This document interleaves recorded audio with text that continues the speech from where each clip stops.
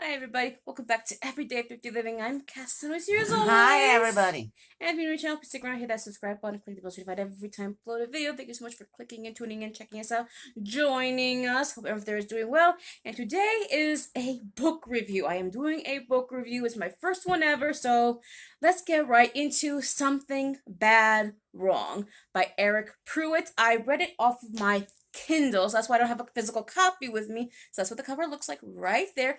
This was part of the Amazon Prime first read selection for this month, and I read it in 2 days, and it was a fast read. It was a good read. So pretty much, it is a multiple perspectives. There are multiple perspectives throughout the book. Dual timeline. It takes place in 1972 and 2022, so we have a 50-year difference. Pretty much the main protagonist is Jess Keeler. She is determined, hell-bent on bringing to light or even possibly solving a double homicide that occurred in 1971-72. It is called the Lake Castor Christmas Eve murder. Something to that effect. How is she involved in it? Not get into it. Oh, I'm sorry. Anyway, so a young couple they were murdered. They went missing on Christmas Eve, and they were found roughly 2 weeks later in 1972. And during that 2-week time period, the cops really didn't do any investigating because they just made this assumption that they had gone off and gotten eloped. Don't they always? So yes, in reality, they were dead the entire time.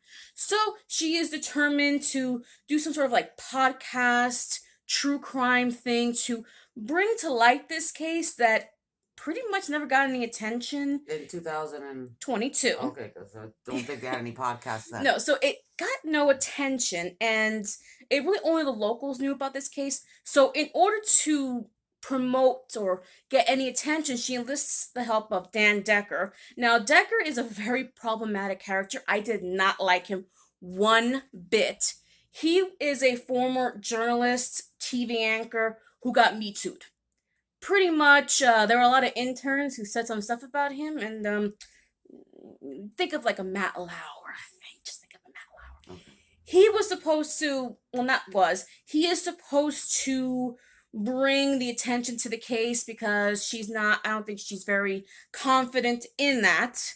So you have her, you have him, and then the dual timeline is 1972, and that is the law enforcement side, and the main law enforcement is James Ballard. Now, James Ballard was the lead investigator for the case. However, at the time of the case, he was having major issues. Don't they always? Memory issues.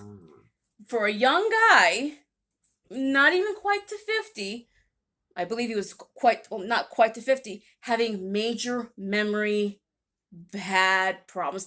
Think of a disease that has memory problems, and that's pretty much what he had.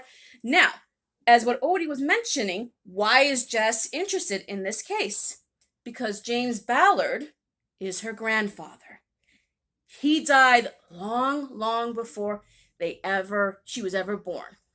So she wants to solve this case. She wants to bring it to attention. She wants to know. Who's James Ballard again? The grandfather, the lead investigator. Oh, the lead investigator. So he was never able to solve it. Nope. So she wants to finish it for him. She wants to finish it for him, but I'm not good with names. Not necessarily wants to finish it for him, but she wants closure. She wants closure, and it was such a good read. It really was. You're in Virginia, like this backwaters area. That's the right term. It was just a gritty, slow burn book. It was 440 pages long. So it's a long book, and the first, I would say, half of the book, like 200 to 220 pages of the book, it's slow because you're getting thrown all the names, everybody that you need to know for that second half, and that second half just goes pretty much. For me, it went so there were twists, there were turns. The ending, I will say that I'm not going to spoil anything. The ending, I was very surprised and yet fitting. I will say that. The reveals, the everything. Oh, I never read the book, and I could tell you what the ending is right now. No, don't you dare ruin it. The moment you said fitting, I could already tell what the book is.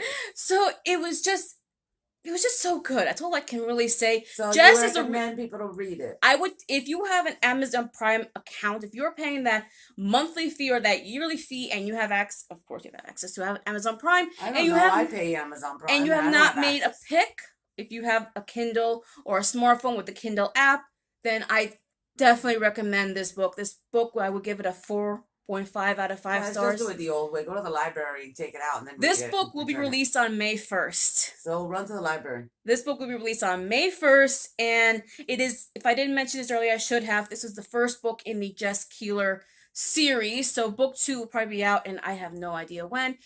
It was just, she was a really good character.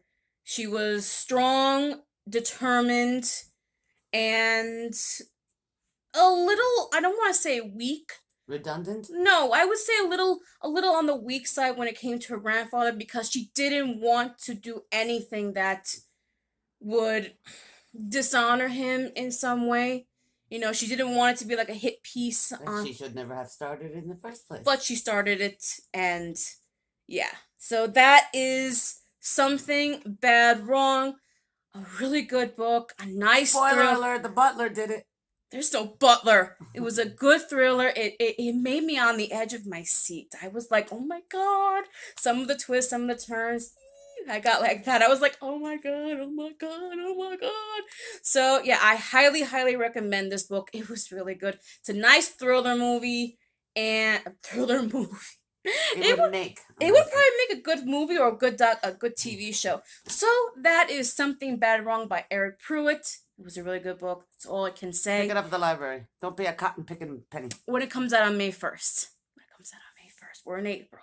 So that's going to be it for us today. Thank you so much for watching. And I did my first book review. And thank you so much for watching. And we will see you guys in the next video. Bye, everybody. Bye. Butler did it. No.